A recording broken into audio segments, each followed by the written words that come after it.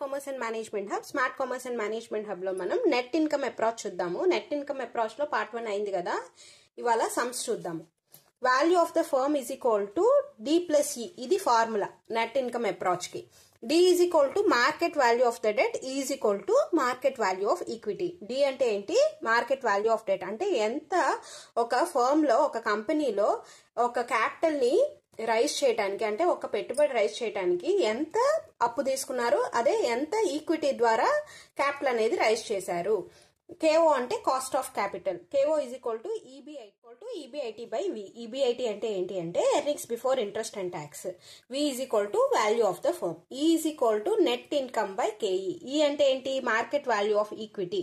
Market value of equity కనుక్కోవాలి అంటే net income by K E అని వేసుకోవాలన్నమాట.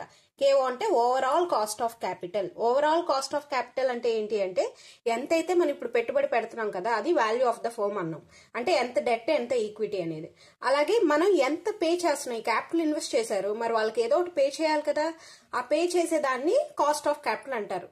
అంటే క్యాపిటల్ మీద మనకి కంపెనీ పాయింట్ ఆఫ్ వ్యూలో క్యాపిటల్ మీద ఏదైతే కాస్ట్ అవుతుంది అంటే ఎదుటి వాళ్ళకి అదే ఎర్నింగ్స్, ఓకేనా, డివిడెండ్స్ ఇవన్నీ కూడా పే చేస్తాం కదా మనం, అదంతా కాస్ట్ ఆఫ్ క్యాపిటల్ కింద వస్తుంది అనమాట.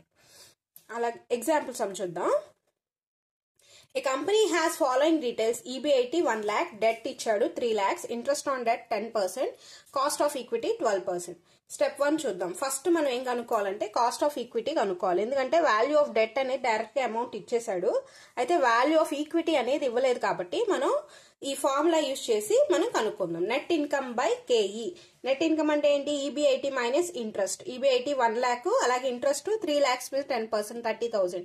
సో 1 lakh మైనస్ 30,000 70,000 అనమాట. Is equal to 70,000 by 0.12. అంటే 70,000 బై 0.12 వేస్తే ఏంటంటే 5,83,333 వస్తుంది. వాల్యూ ఆఫ్ ద ఫర్మ్ ఏంటి అంటే డెట్ ఎంత వాల్యూ 3 lakhs ప్లస్ ఈ 5,83,333 మొత్తం 8,83,333 వాల్యూ ఆఫ్ ద ఫర్మ్ అనమాట. అంటే ఏంటి? డెట్ ద్వారా ఈక్విటీ ద్వారా మనకి క్యాపిటల్ వచ్చింది. మరి మనం ఏం పే చేస్తున్నాం? కాస్ట్ ఆఫ్ క్యాపిటల్ ఎంత పే చేస్తున్నాం? క్యాపిటల్ మీద మనకి అయిన కాస్ట్ ఎంత అంటే EBIT earnings before interest and tax 1 lakh ఇచ్చాడు, అలాగే వాల్యూ ఆఫ్ ద ఫర్మ్ కనుక్కున్నాం 8,33,333. ఇది వేస్తే వచ్చేది 11.37%. అంటే 11.37% మనం పే చేస్తున్నాం అనమాట ఒక కాస్ట్ ఆఫ్ క్యాపిటల్ కింద. మనకు వచ్చిందేమో 8 lakhs అయితే, ఓకేనా. Thanks for watching. మరిన్ని వీడియోస్ కోసం మనం smart commerce and management hub visit చేసి సబ్స్క్రైబ్ చేసుకోండి.